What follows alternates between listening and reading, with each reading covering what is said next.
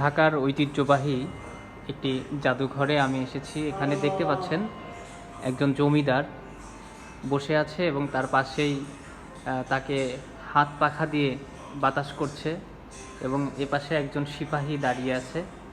মূলত তার হাতে রয়েছে একটি হুকা বলে অনেকেই, এবং পাখাটা দেখেন সেই প্রাচীন আমলের হাত পাখা, রাজাদেরকে যেভাবে আসলে বাতাস করত সেরকম একটা দৃশ্য এখানে কিন্তু তুলে রেখেছে। এবং তার পাশে কিছু ছোট ছোট জিনিস রয়েছে, এপাশে যেমন পান খাওয়ার জন্য কিছু সরঞ্জাম এগুলো কিন্তু রয়েছে। আর এখানে একটু দেওয়া আছে নবাব নুসরাত জংয়ের দরবার।